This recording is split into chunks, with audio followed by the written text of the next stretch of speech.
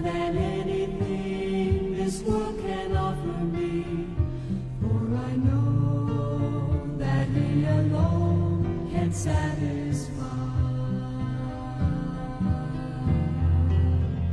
Just to know He's leading in my life is worth everything that I might sacrifice. Oh, I want Jesus more than anything. Take the fame that I might want and all the things that seem so deep.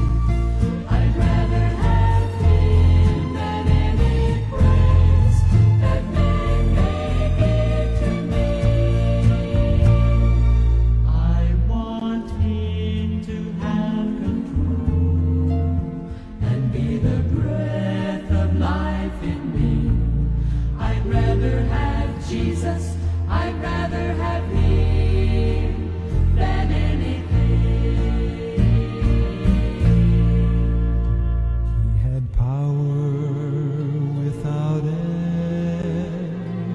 From the heavens He ruled the universe. Countless angels waited on His every call. But one day I saw Him all alone on a road to death and untold agony. Just for me He suffered. Oh, what a price to pay. Take the fame that I might want and all the things that seem so deep. I'd rather have Him than any praise that man may give to me. I want Him to have control and be the breath of life in me.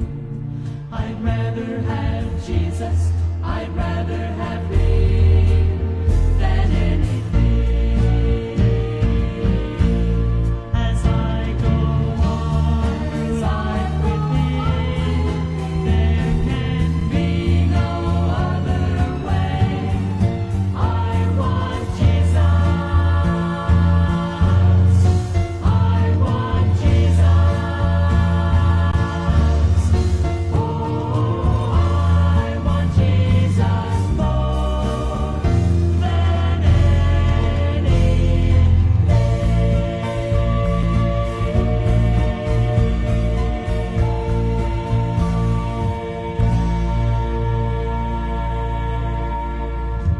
Isang magandang umaga po sa ating lahat mga ka-insighters. Ito po ating programa, Insight from His Word.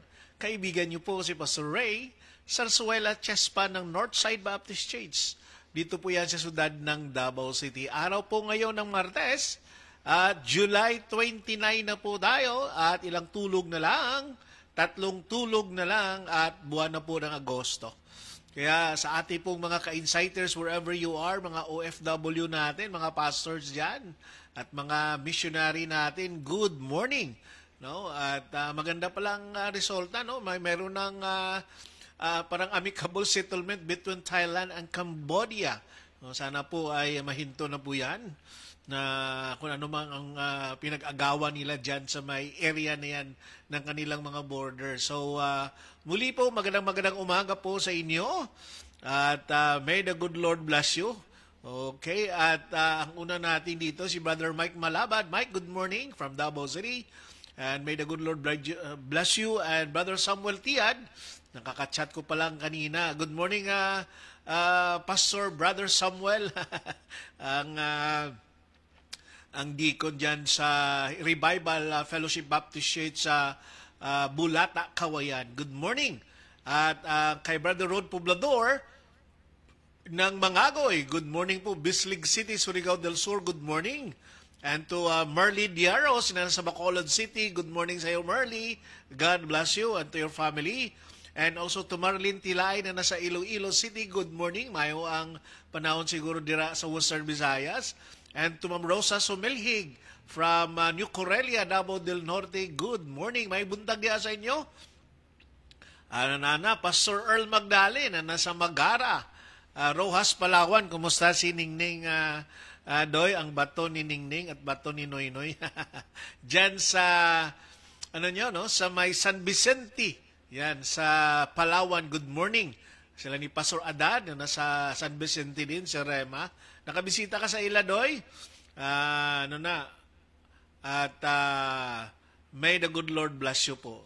Okay, that is, At good morning also sa kay Trifany Selpa. Reklamo siya kay wala daw chapter 12. That is chapter 2, no? Chapter 2, verse 25. Doon kung maano pa natin yan, okay, ma-edit natin, edit post details, saglit may na nagreklamo wala nga daw Okay, so yan na. Okay, so good morning to Ma'am Esther Tabuhara, Madalag Inventor, good morning. And Pastor Jimmy dira sa Mandawi, Cebu, good morning. At sa lahat po natin ng mga ka-insighters this morning, magandang umaga po. Ma'am Evelyn Estrada and Pastor Ed, dyan Pastor Eddie Estrada from Pangasinan, na imbag na bigat, kada kayo amin dita. Good morning and may the good Lord bless you po this morning. Yan. Okay, yan po ng ating mga mga binabati at muli po sa mga nanonood sa pamagitan po ng ating YouTube channel, hindi ko pa naayos. At mayroon lang sigurong mga may mga ini-input na medyo mali. So, hahanapin ko pa yan. Okay? So, muli magandang umaga po to Ma'am Bibi Diado. Okay, good morning po. Ano ba, Diado ba o Diado? Ma'am Bebs. At sila ni, diyan sa Lutod-Lutod, no? Sila ni Brother Dave, no? Sir Dave and Ma'am Sweet, si Ma'am Grace, sila ni Ma'am Jonas, di ba? Saban, good morning. At sa lahat po ng mga kapatiran po natin dyan sa President Roas Fundamental Baptist Church sa Capiz, good morning. Okay, at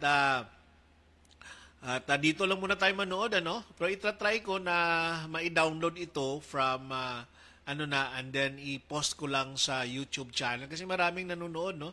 Especially sila ni Manong Mulong Magallanes at si Manang Deborah sa YouTube channel na sila naga-tanaw abis ang insight. So, magandang umaga muli sa inyo at yes, araw po ngayon ng tawag niyan, araw ng Tuesday. Yan. Ang ating pong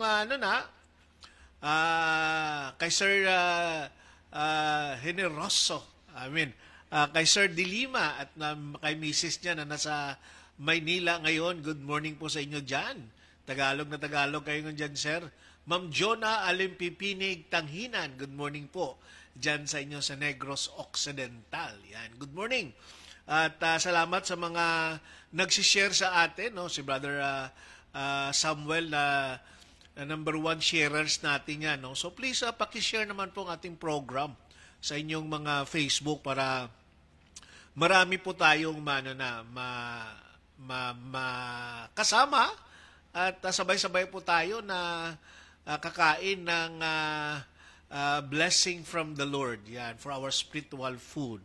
Yes, good morning to Ma'am Eden Epilepsia Iladio. Good morning po and Pastor Pedro Iladio ng Bethel Fundamental Baptist Church sa Canlaon City sa Negros Oriental. Good morning to Ma'am Lilani Alba Domingo Villarosa ng La Castillana. Yan.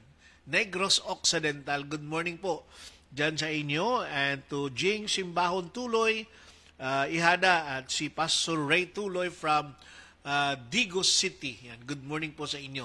Yan. Okay, so what a blessing, no? Jonah, dira sa inyo sa Negros. Yan. Okay. Brother Nemuel Tortal ng Biniquel, Kabangkalan City sa Negros Occidental, maayo nga agagid sa inyo tanan dira, no? So habang hinihintay natin ang iba pa nating mga ka-insiders sa natin kung sino pa ang nandito ngayon, Marlia Kami Mary Glow from Good Morning Ma'am from San Jose. Antique, good morning po sa inyo. Okay, at sa mga birthday celebrants po natin for today, happy birthday po sa inyo. At sana po mag-enjoy kayo sa inyong birthday. Tifay Orquilias Igona, Tifay Orquilias Amar, good morning po. Kay God bless you, Tifay. And to my BMW, good morning heart. At kay Ma'am Rizalyn Batacolin Amar and Pastor Ben Amar ng Calamba, no? Good morning and may the good Lord bless you sa inyo po this morning. Yan, okay? So, today ay mag-graduation ng aking bunso sa kanyang postgraduate internship. At least malapit lang dito, Dositani, pwede lang mabagtas, pwede lang lakad-lakarin yan. At salamat sa mga nagpe-pray, no, sa aking sa aming ading. Yan. Good morning at sana po sunod nito po ang kanyang board exam, no? Actually nag-review na po siya ngayon sa October, Lord willing na. Okay. So sino ba? At Leilani Alba Domingo Villarosa. Yan. Good morning po sa inyong lahat dyan. Okay, makinig muna tayo ng isang awitin. I am free. Yan.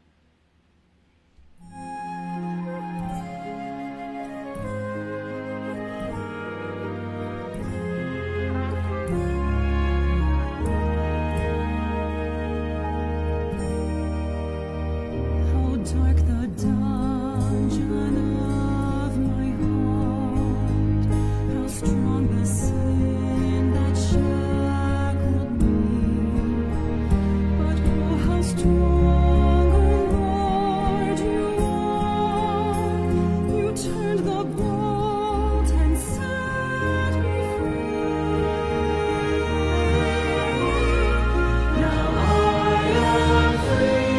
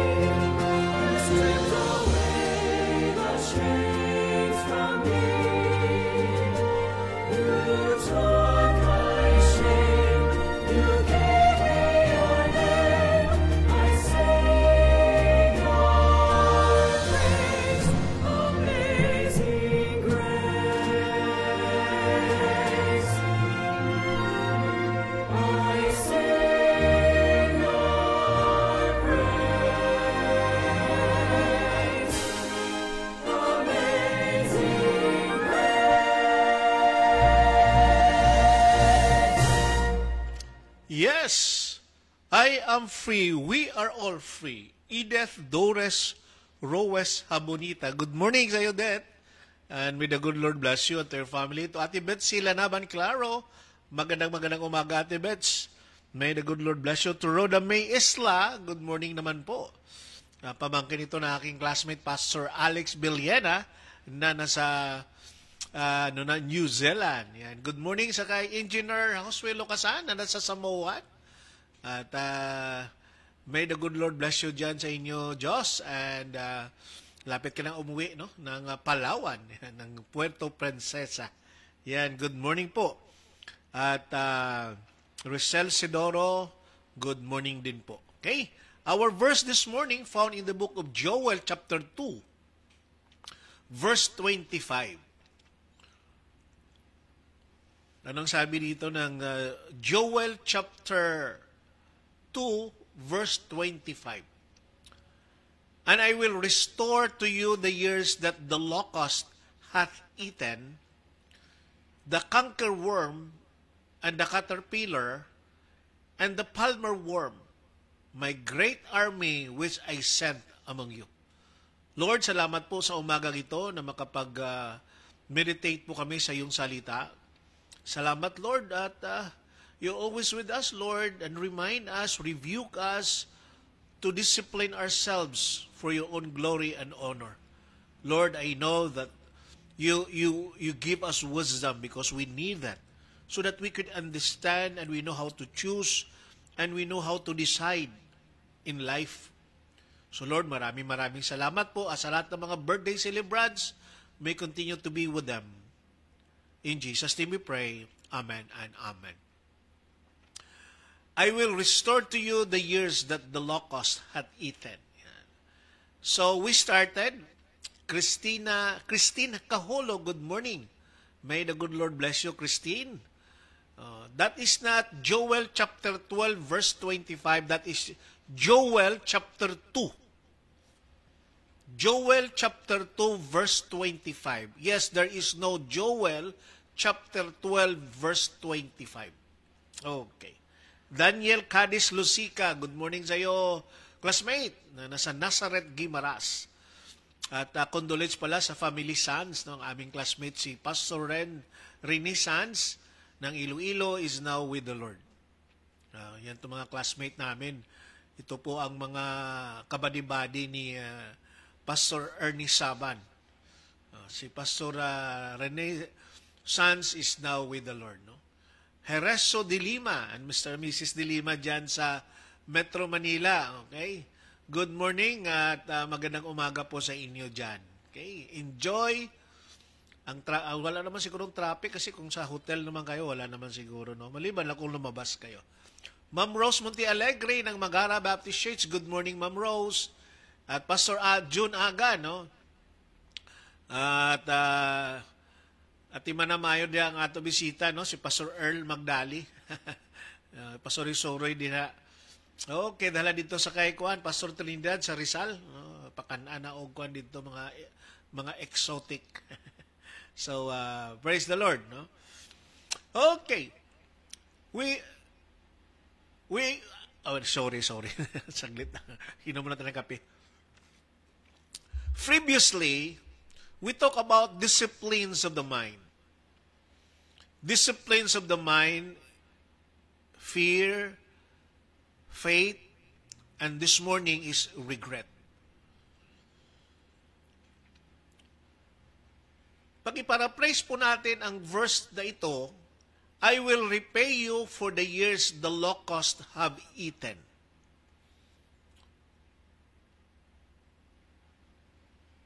I will restore you the years that the locust hath eaten.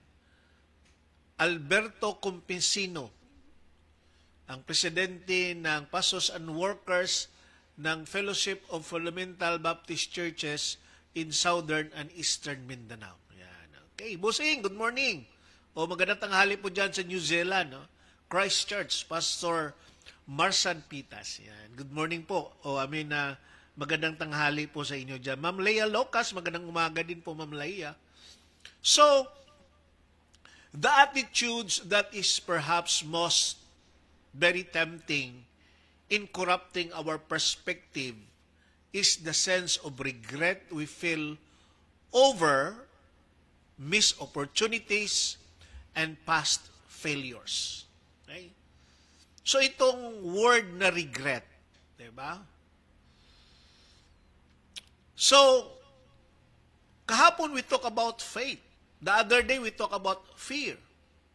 And now is regret. How many times that we experience and sometimes we use this word, regret. We regret because there are some opportunities that we miss. Or maybe failures in the past. Okay? Kati Kimi, good morning din sa iyo. Diyan sa Magara, Rojas, Palawan. So we play a devastating mind game that wonders what life would have been like. Ano ang word na ginagamit if you regret of something or miss opportunities or maybe failures in the past? Ano bang ginagamit natin na words? 'Di ba ang word na F, 'di ba?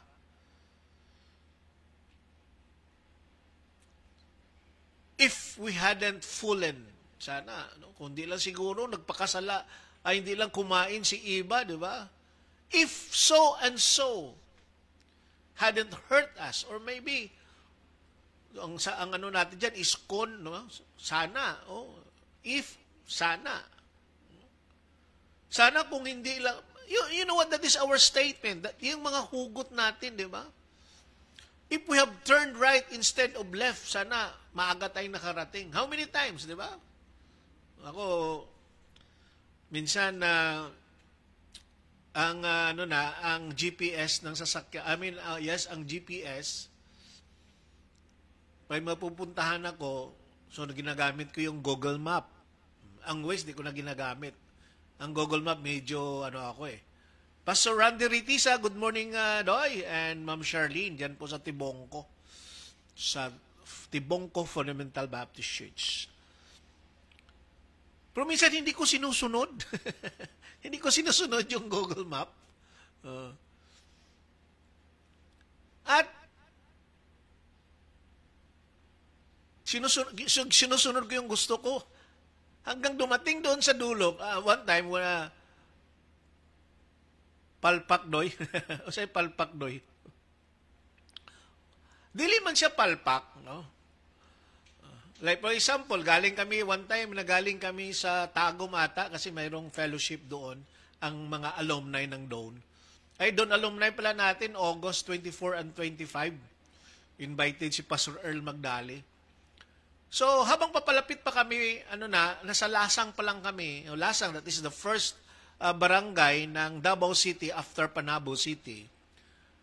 Ang Google Map, pinapapasok niya, doon niya ako pinapadaan kasi pagdating doon sa Bunawan, sa isang barangay doon, mayroong right, at ang right na yon, maraming dumadaan dyan pag ang punta mo sa Davao ay papunta ka ng south or yung tawag namin na Kabantian, ng barangay Kabantian. Kasi wala talaga, medyo malayo lang siya. Kaso, malapit siya kung doon nga sa south, pero kasi kami, dito lang kami banda sa may no? Sa may pier. So, pag dumaan ako doon, medyo malayo talaga yon. Pero taka ako, bakit doon ako pinapadaan? Pinapadaan ako doon ng Google Map. Bakit kaya? At gabi na. Gabi na siguro, mga 7 o'clock na ba yon? Sabi ko, bakit ano bang problema? May traffic ba at this time? Pastor Borja from Teams. Good morning. Okay, di ba? Sola lahat yan, ha? Ganda nito. So, kwento muna tayo, ha, para natin. Kasi ganito, ang topic natin is regret, eh. So, hindi ko siya sinunod, ang Google Map.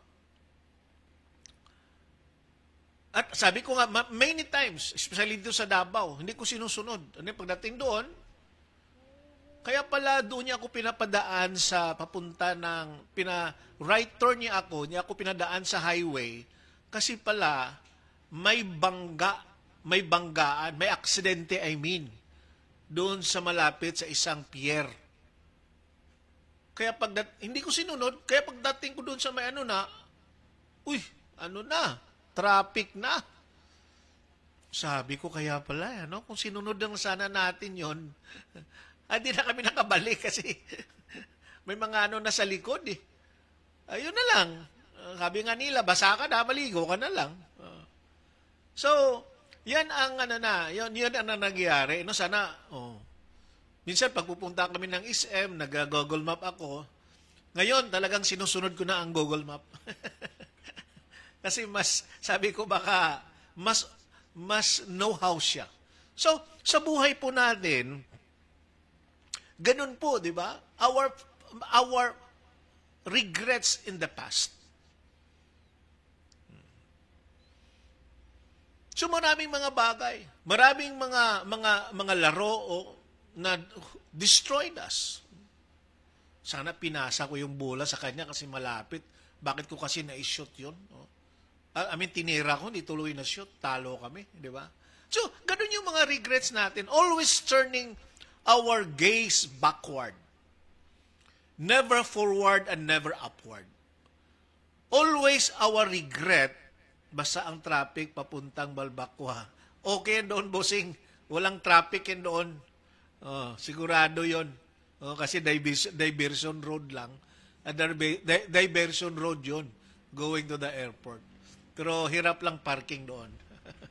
Especially kung mga tanghali. Manong Fred Villena and Manang Nelly sa Bacolod City, good morning po. So, that is our regret. Our regret is always on the past. Not forward, not upward. So, sabi ng verse dito, I will restore to you the years that the locust hath eaten.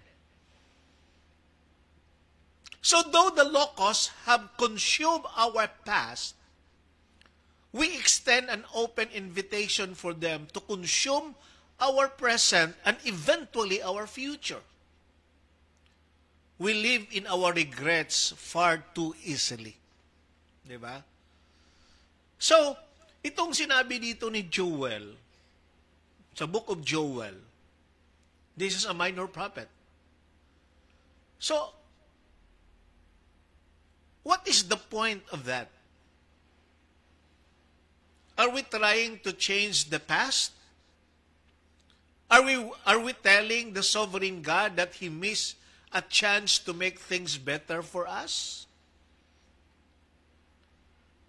We are as nearsighted looking backward as we are looking forward.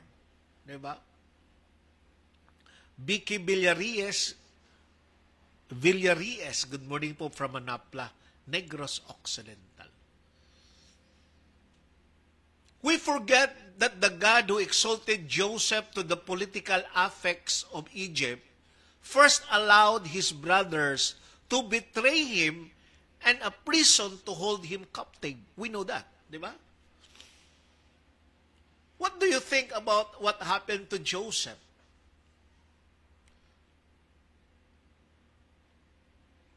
Sabi kaya ni Joseph, sana di na lang ako nagdala ng pagkain doon sa kanila. Hindi pa ako binenta, hindi pa ako nanging slave, hindi pa ako napriso doon sa Egypt, di ba? So kaya nga sabi ko nga, we are as nearsighted, looking backward as we are looking forward. Nag-regret ba si Joseph? I don't think so because sa nag-istorya sila, nang kinausap niya na ang kanyang kapatid, sabi niya, plano ng Panginoon po ito lahat. Ayaw natin mangyari ito, pero nangyayari. Di ba?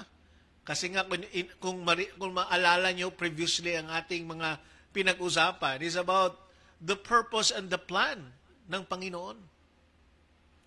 May mga layunin at may mga plano. Di ba? So I believe not only Joseph. We should not forget that God who put David on the throne, remember this, Baka nakalimutan natin na si David na nilagay na hari ng Panginoon, one time in his life, nagtago po siya sa isang caves. 4 years. Di ba? 4 years. For many years, I mean.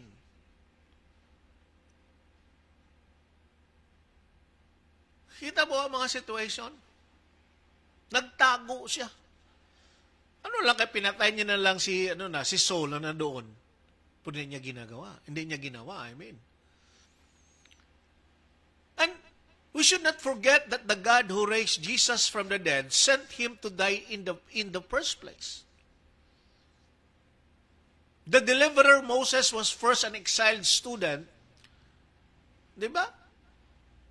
Sana kung di niya pinatay yung Egyptian, hindi sana siya nag-stow away or nagtakbo or nag-escape. Nakapag-asawa nga siya pero nagserbisyo naman siya ng 40 years. Sa kay Jethro. Diba? Ito mga bagay na dapat natin intindihin. And how about Apostle Paul? Apostle Paul was first a spineless, self-preservationist. He's a killer. So the powerful, si Apostle Paul was first isang rebelde na soul na nanging Paul. And all of this could have lived with obsession about the Locust. Diba? For never moves without purpose or plan. Wow, ang galing. Kantahin mo daw, Busing.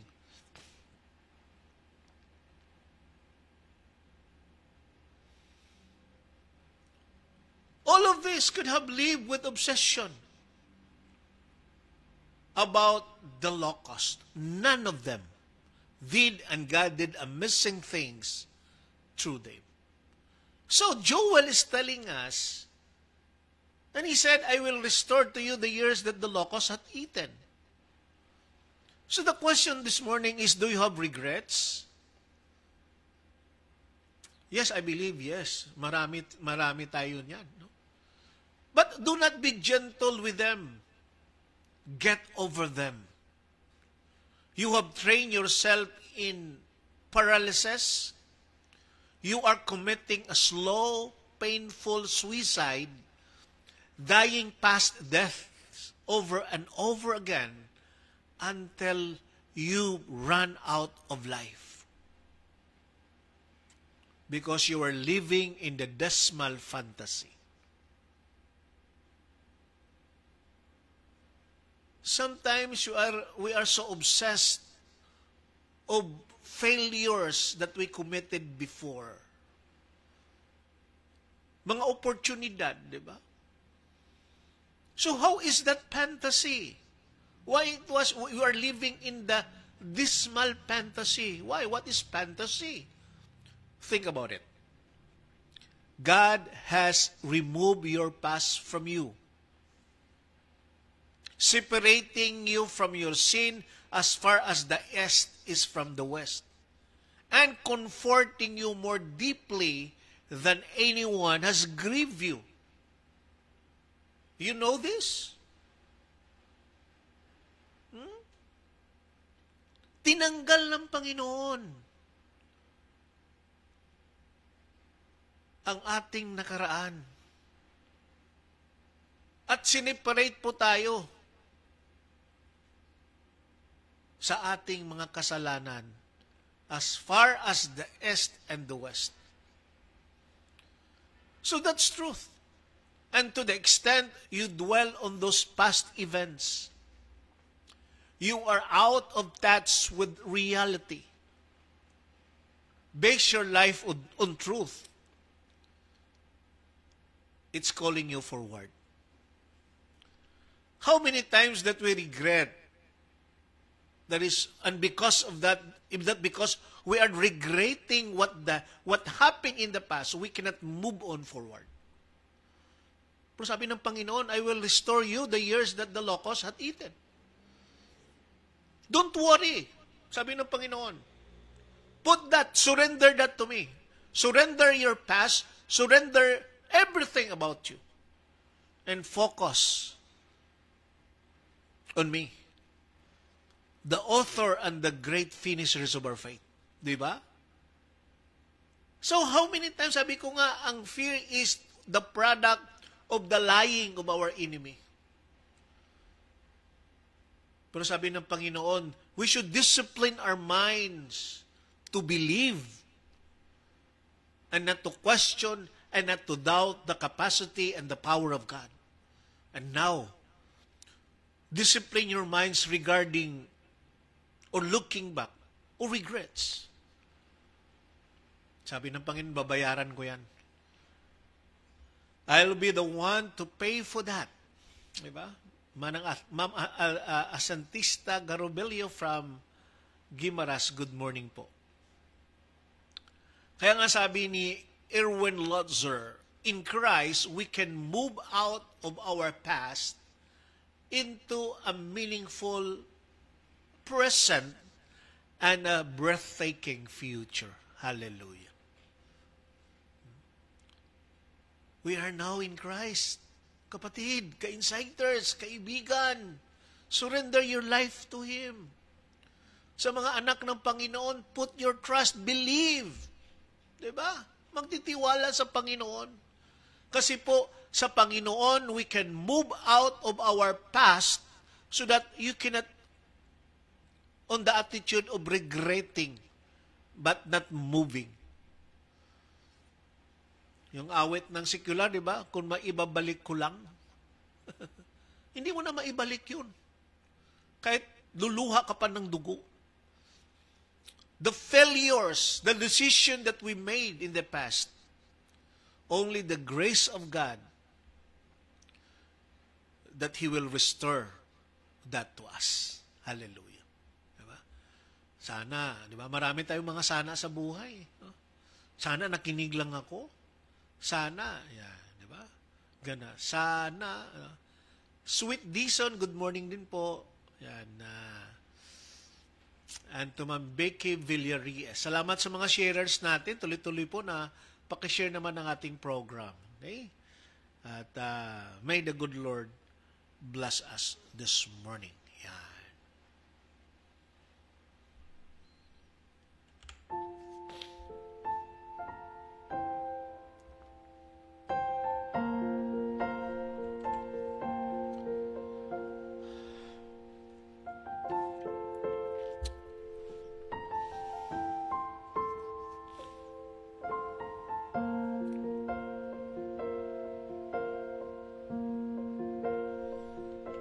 Panginoon, nagpapasalamat po kami muli. We don't need to regret. Yes, we regret, but the Lord pay it already. Those wasted years and wasted days is now under the care of God. Everything has a purpose why it happened. We commit mistakes in the past because God has something for us. He will direct us to Him. Lord, nagpapasalamat po kami sa mga maling desisyon na nagawa po namin na sa pamagitan ng mga bagay na yon, we were able to meet You.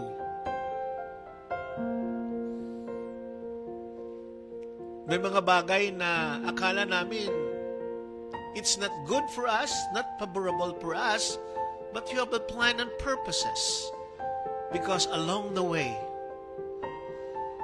pinakita Mo po sa amin. Regretting until now, to regret even until now what happened in the past, it shows how weak we are. Sana, Panginoon, tulungan Mo po ang bawat isa. Looking forward.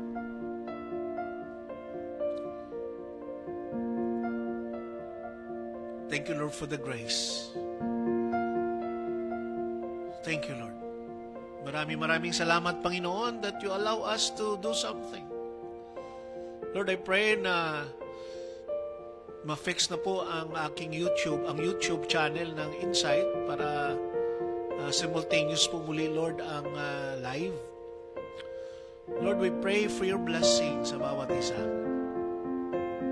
Ingatan mo, Lord, ang bawat isa. Mga OFW namin, salamat, Lord, na mayroon na pong ceasefire between Cambodia and Thailand. You answer our prayer, Lord. Minsan tinatanong din namin bakit nangyayari ito sa bayan namin, sa buhay ko, sa church namin. Parang minsan nagpapasalamat tayo na yung mga magugulo sa simbahan ay umalis and in the church grow. Sometimes iba ang ating pananaw, but iba din ang pananaw ng Panginoon. Remember, we should always remember that in the church, member come and go, but the ministry, the work of God will continue. Whoever, kung sino pong nandiyan dyan. Salamat, Panginoon. Thank you for your grace. Thank you for your mercy. In Jesus' name we pray. Amen and amen. Wow, maraming salamat, ka-insiders. At thank you so much. No? At muli po sa ating mga YouTube channel viewers, pasensya po hindi tayo maka-live. Hoping and praying na sana ma-download ko po ito para ma-upload natin doon sa YouTube channel natin. Okay, so muli, what a wonderful morning at salamat sa mga generous na mga tao, no, regarding sa kaming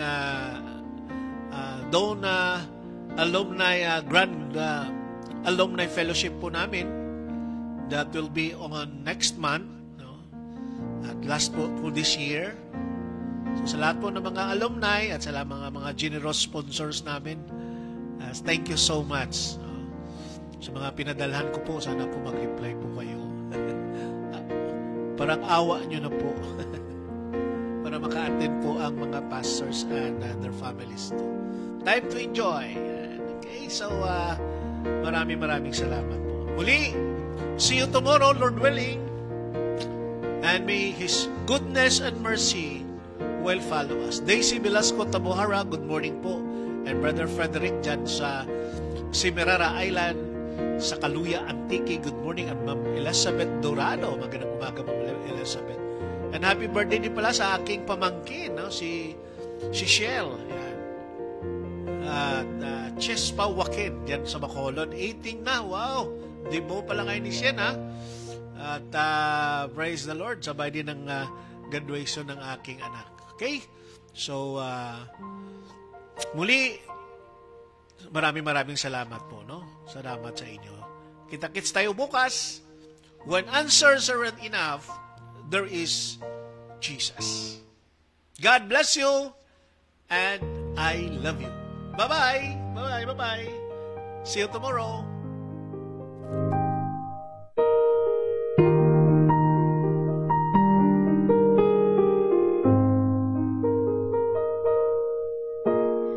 You have faced the mountains of desperation.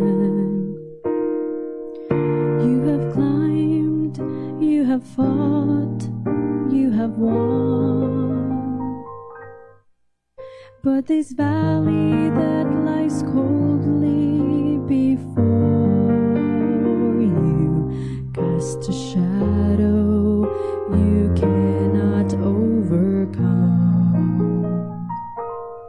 And just when you thought you had it all together, you knew every verse to get you through. But this time all the sorrow broke more than just your heart, and reciting all those verses just won't do. When answers aren't enough, there is Jesus. He's more than just an answer to your prayer.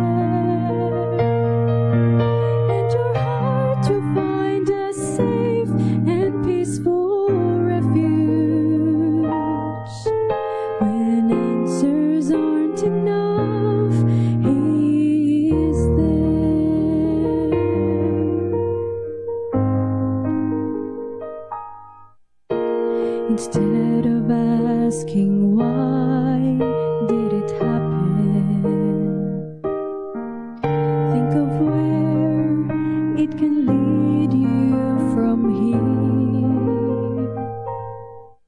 And as your pain is slowly easing, you can find a greater reason to live your life triumphant through the tears.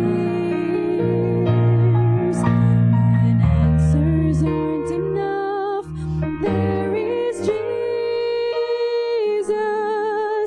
He's more than just an answer to your prayer.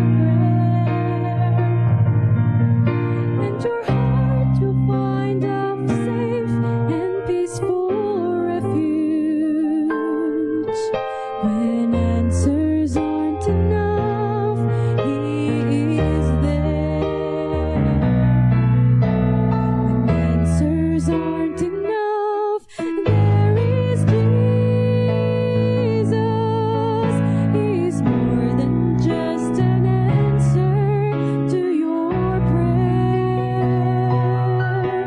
And your heart will find a safe and peaceful refuge.